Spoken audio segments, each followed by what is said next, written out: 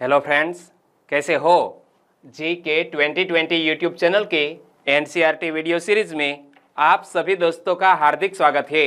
कल हमने high court के बारे में पढ़ा था और हाई कोर्ट से जुड़ा हुआ यह हमारा दूसरा पार्ट है, यानी कि इंडियन कॉन्स्टिट्यूशन एंड पॉलिटी में हम पिछले कुछ दिनों से लगातार एक के बाद एक संविधान के महत्वपूर्ण पॉइंट की चर्चा कर रहे हैं। और कल हमने हाई कोर्ट के बारे में पढ़ा था, आज भी हाई कोर्ट से जुड़ा हुआ यह हमारा दूसरा पार्ट है।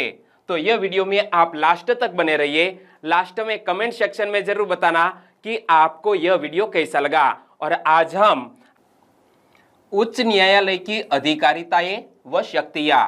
उच्च न्यायालय की अधिकारिताएं प्रायः वही है जो सर्वोच्च न्यायालय की है।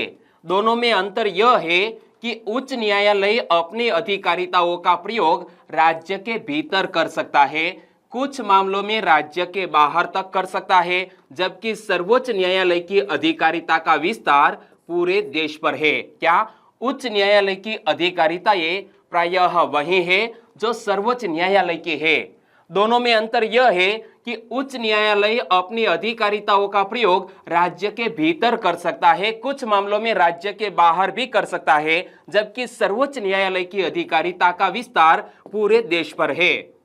और इसके अलावा उच्च न्यायालय के पास देश के संघीय ढांचे से जुड़े मामलों पर अधिकारिता नहीं है। क्या देश की दोस्तों भारत देश में कितनी हाईकोर्ट है? 28 राज्यों और 8 संघ राज्य क्षेत्रों के बीच 25 हाईकोर्ट है।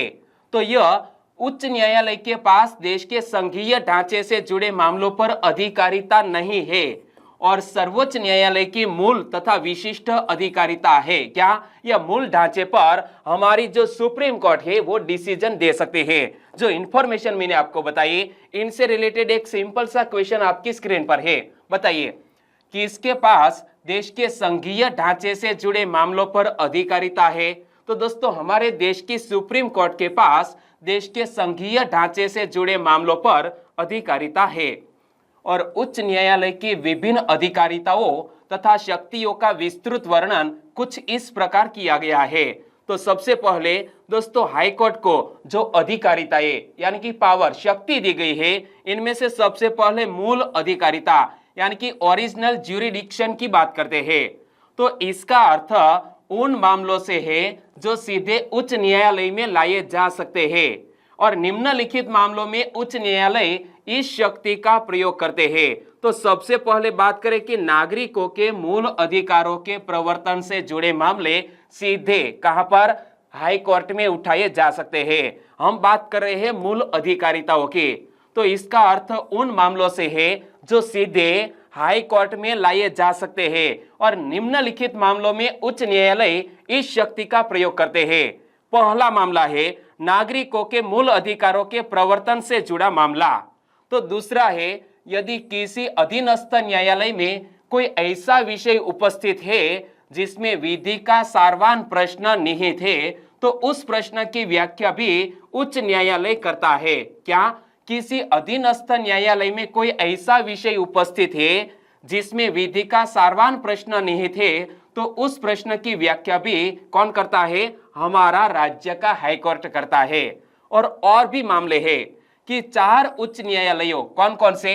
तो कोलकाता, बंबई, मद्रास और दिल्ली के पास उच्च राशि के सिविल मामलों के संबंध में भी पूरी अधिकारिता है। हमारे भारत देश की 25 हाई कोर्ट, जिनमें से 4 ऐसी हाई कोर्ट है जिन्हें सिविल मामलों के संबंध में भी मूल अधिकारिता प्राप्त है। वो है कोलकाता, बंबई, मद्रास और दिल्ली। यह चारों राज्यों एवं संघ राज्य क्षेत्र के पास उच्च राशि के सिविल मामलों के संबंध में भी मूल अधिकारिता है। और यदि राजस्व से जुड़े किसी मामले में उच्च न्यायालय को आरंभिक अधिकारिता दी गई हो, तो उस पर भी हाई कोर्ट सीधा मामला उठा सकता है, यानी कि वहां से शुरुआत की जा सकती है।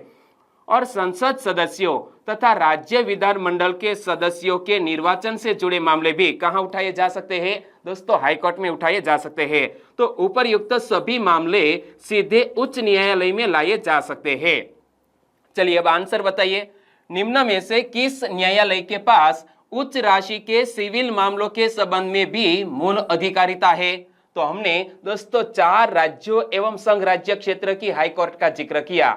एक थी बंबई, कोलकाता, मद्रास और दिल्ली। तो यहाँ चारों ऑप्शन में से कौन कौन से ऑप्शन है? कोलकाता भी है, बंबई भी है, मद्रास भी है। एक दोस्तों संघ राज्य क्षेत्र दिल्ली का जो हाई कोर्ट है वो यहाँ ऑप्शन में नहीं है। यदि वो भी दिया गया होता तो सही होता। तो हमारा आंसर बन जाता है कि उपर्युक्त सभी न्यायालय के पास उच्च राशि के सिविल मामलों के संबंध में भी मूल अधिकारिता है। और दोस्तों 1973 से पहले कोलकाता, बंबई और मद्रास उच्च न्यायालयों के पास आपराधिक मामलों में भी आरंभिक अधिकारिताएं थी। क्या दोस्तों? 1973 से पहले कोलकाता, बंबई और मद्रास उच्च न्यायालयों के पास आपराधिक मामलों में भी आरंभिक अधिकारिताएं थी, किंतु आपराधिक प्रक्रिया संहिता 1973 यानी कि क्रिमिनल प्रोसीजर कोड 1973 के द्वारा इसे समाप्त कर दिया गया है। दोस्तों आप चाहे दरोगा की या PSI या पुलिस कांस्टेबल के एग्जामिनेशन की प्रिपरेशन कर रहे हैं तो आपके सिलेबस का एक पार्ट होता है CRPC। ओके, जो दोस्तों हमारे भारत देश के IPC, CRPC और दोस्तों एविडेंस एक्ट, यह 3 महत्वपूर्ण होते हैं, चाहे आप दरोगा बनना चाहते हैं या PSI, okay, police sub inspector. तो देखो 1973 से पहले कोलकाता, बंबई और मद्रास उच्च न्यायालयों के पास आपराधिक मामलों में भी आरंभिक अधिकारिताएं थी, किंतु आपराधिक प्रक्रिया संहिता 1973 इंग्लिश में बोले तो क्रिमिनल प्रोसीजर कोड 1973 के द्वारा इसे समाप्त कर दिया गया है। और अब आपराधिक मामलों की शुरुआत अधीनस्थ न्यायालयों में ही हो सकती है। क्या दोस्तों? यह फैक्ट याद रख लेना है कि आपराधिक मामलों की शुरुआत कहां से हो सकती है? अधीनस्थ न्यायालयों से हो सकती है। चलिए आंसर बताइए, आपराधिक मामलों की शुरुआत कहां से हो सकती है? मैंने आपको आंसर बता दिया कि आपराधिक मामलों की शुरुआत कहां से होती है? अधीनस्थ न्यायालय से होती है। सही आंसर है ऑप्शन सी। और दोस्तों रीट अधिकारिताएं, क्या यह दोस्तों महत्वपूर्ण है, क्योंकि सुप्रीम कोर्ट के पास संविधान के किस अनुच्छेद के तहत रीट निकालने की शक्ति है और हाई कोर्ट के पास संविधान के किस अनुच्छेद के तहत रीट निकालने की शक्ति है? आपको याद है तो नीचे कमेंट सेक्शन में जरूर बताना। ओके, मैं आपको सुप्रीम कोर्ट की रीट की जो अधिकारिता है उनकी बात कर रहा हूं।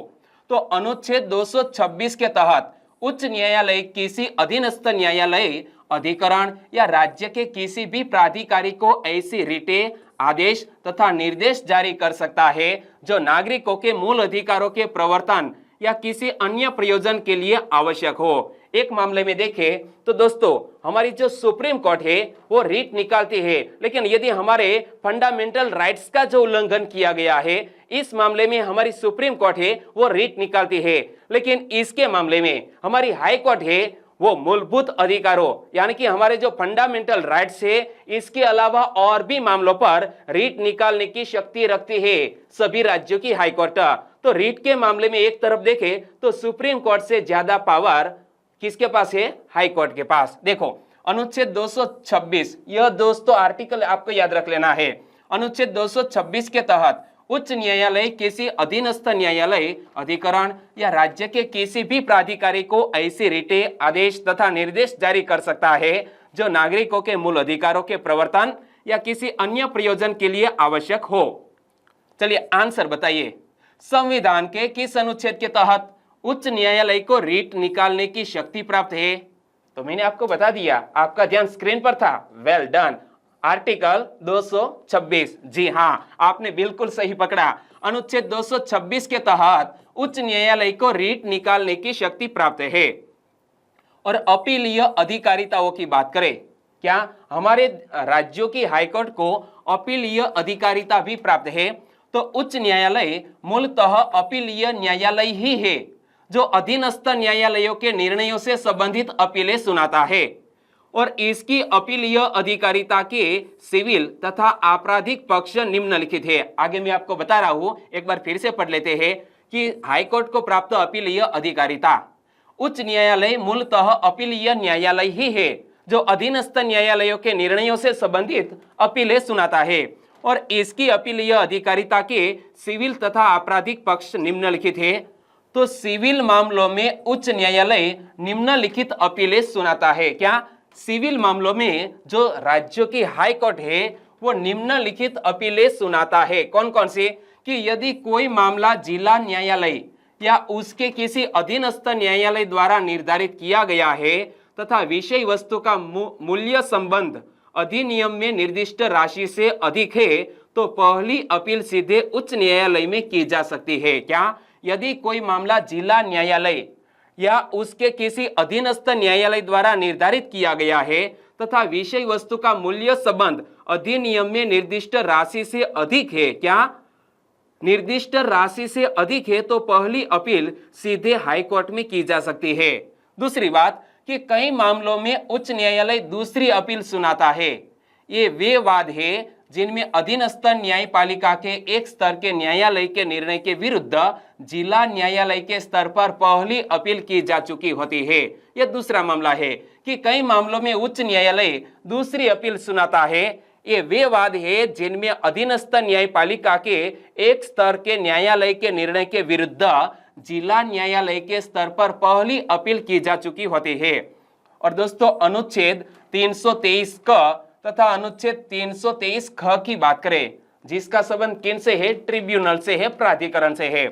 तो संविधान के अनुच्छेद 323 क तथा 323 ख के अधीन स्थापित प्रत्येक अधिकरण यानी कि ट्रिब्यूनल्स के निर्णयों के विरुद्ध उस राज्य के उच्च न्यायालय की खंडपीठ के समक्ष अपील की जा सकती है। क्या?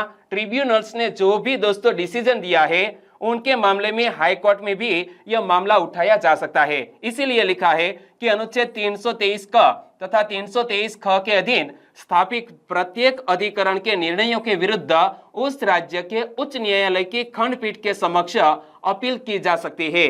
और उच्च न्यायालय में अपील किए बिना अपीलार्थी सीधे सर्वोच्च न्यायालय नहीं जा सकता। क्या? यदि मामला यहाँ पर ट्रिब्यूनल्स में है वहां से कहाँ जाना पड़ेगा? वहां से जाना पड़ेगा हाई कोर्ट में, और हाई कोर्ट के बाद ही दोस्तों सुप्रीम कोर्ट में जा सकते हैं। और आपराधिक मामलों की बात करें तो आपराधिक मामलों में उच्च न्यायालय की अपीलीय अधिकारिता आपराधिक प्रक्रिया संहिता 1973 इंग्लिश में बोले तो क्रिमिनल प्रोसीजर कोड 1973 से निर्धारित होती है। और मोटे तौर पर निम्नलिखित मामलों में उच्च न्यायालय अपील पर विचार करता है। आगे बता रहा हूं लेकिन एक बार फिर से देखो कि आपराधिक मामलों में उच्च न्यायालय की अपीलीय अधिकारिता आपराधिक प्रक्रिया संहिता 1973 यानी कि क्रिमिनल प्रोसीजर कोड 1973 से निर्धारित होती है। और मोटे तौर पर निम्नलिखित मामलों में उच्च न्यायालय अपील पर विचार करता है। कौन कौन से मामले हैं? कि यदि सत्र न्यायालय या अतिरिक्त सत्र न्यायालय के निर्णय में किसी व्यक्ति को 7 वर्ष या उससे अधिक कारावास के दंड का आदेश हुआ हो तो उसके विरुद्ध उच्च न्यायालय में अपील की जा सकती है। क्या? किसी व्यक्ति को 7 वर्ष या उससे अधिक कारावास के दंड का आदेश हुआ हो तो उसके विरुद्ध उच्च न्यायालय में अपील की जा सकती है।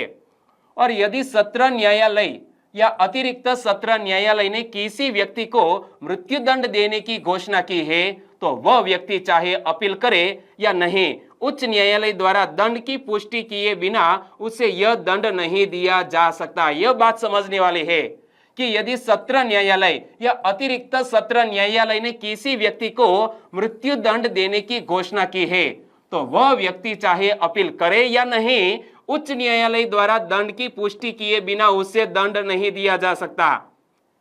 और सहायक सत्र न्यायाधीश, महानगर मजिस्ट्रेट या अन्य मजिस्ट्रेटों के निर्णयों से जुड़े वे मामले जो आपराधिक प्रक्रिया संहिता यानी कि क्रिमिनल प्रोसीजर कोड में अपील हेतु निर्दिष्ट है, ये सभी मामले सीधे हाई कोर्ट में उठाए जा सकते हैं। आगे बात करें तो अधीक्षण संबंधी अधिकारिता। क्या?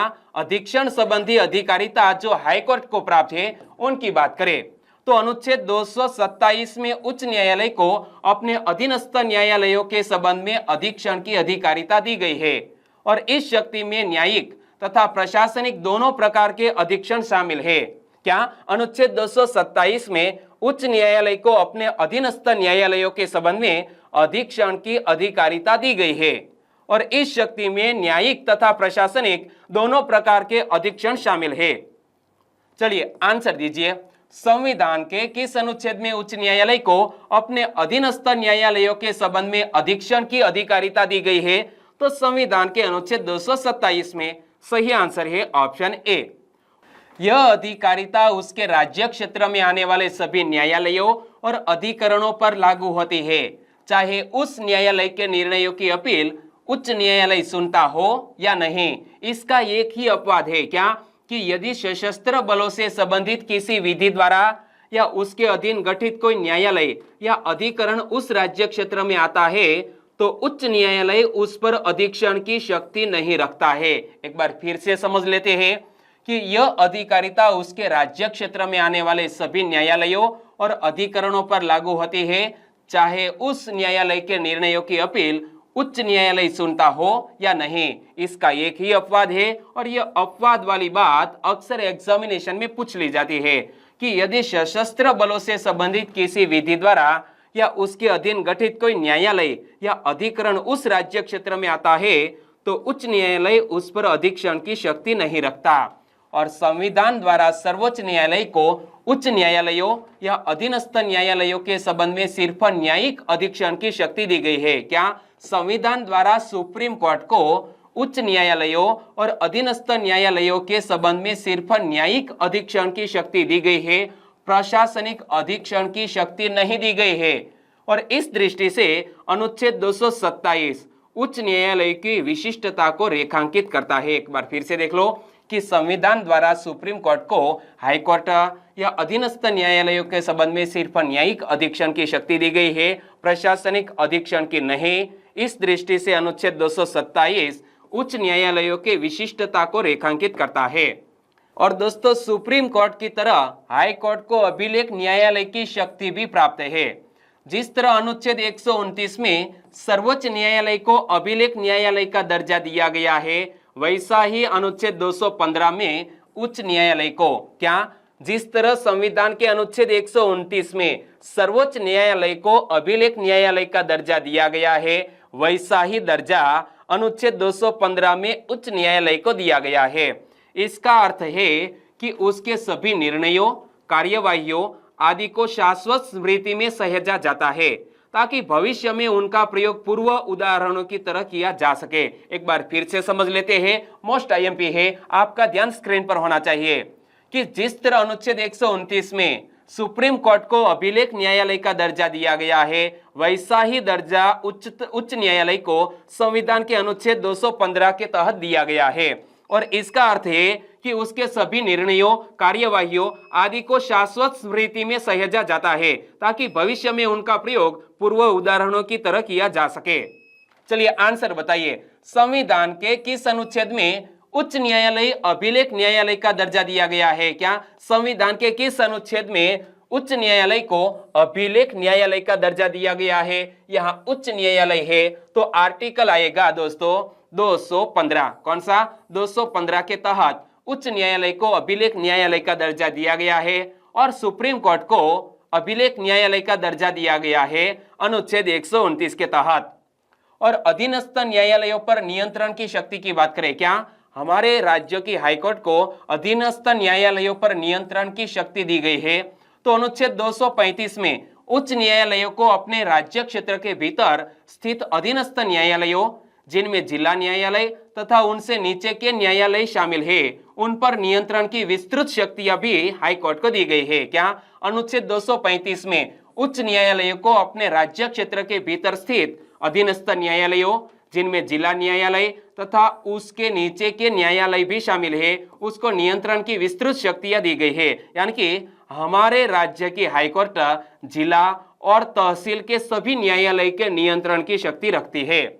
और इन शक्तियों में न्यायाधीशों की नियुक्ति की सिफारिश करना, उनके स्थानांतरण, प्रोन्नति या निलंबन का आदेश देना, उनकी वरिष्ठता कम करने या अनिवार्य सेवानिवृत्ति की सिफारिश देने जैसी शक्तियां शामिल है।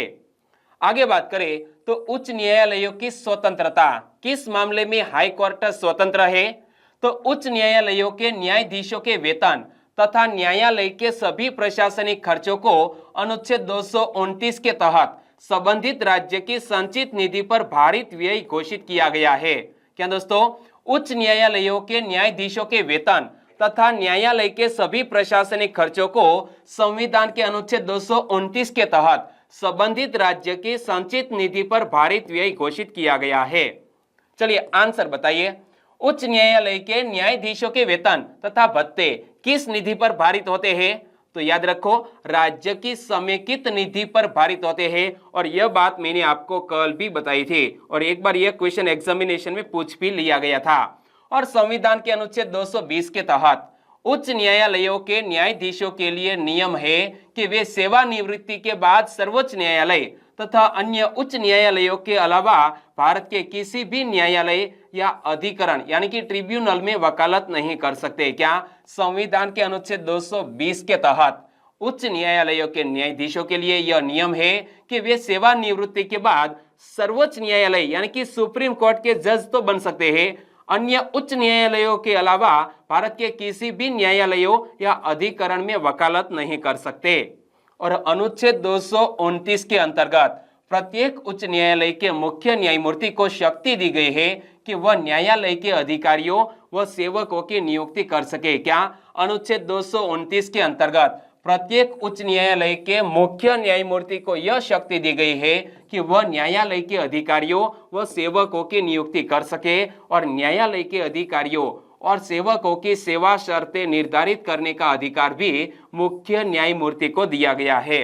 चलिए इस क्वेश्चन का आंसर बताइए कि न्यायालय के अधिकारियों और सेवकों की सेवा शर्तों निर्धारित करने का अधिकार किसको दिया गया है? तो मैंने आपको बताया किसको दिया गया है, हाई कोर्ट के मुख्य न्यायमूर्ति को दिया गया है। यानी कि इस क्वेश्चन का सही आंसर है ऑप्शन ए। और यहाँ पर हाई कोर्ट से जुड़ा हुआ दूसरा पार्ट खत्म करते हैं। आपको वीडियो वाकई में अच्छा लगा है, हेल्पफुल लगा है और आप चाहे कोई भी एग्जामिनेशन की प्रिपरेशन कर रहे हैं लेकिन आपके सिलेबस में इंडियन कॉन्स्टिट्यूशन है, तो हमारे इस वीडियो से आपको निश्चित तौर ही मदद मिलेगी क्योंकि मैंने आपको डिटेल में बता दिया है। ओके, वीडियो को लाइक करें और आपके दोस्तों को इस वीडियो के लिंक शेयर करें। शेयर करने के लिए आप फेसबुक, व्हाट्सएप या टेलीग्राम कोई भी सोशल प्लेटफॉर्म का यूज कर रहे हैं उनका यूज कर सकते हैं। ओके, छोटी सी उम्मीद रखता हूं कल मिलेंगे एक नए टॉपिक के साथ। तब तक के लिए टेक केयर एंड जय हिंद।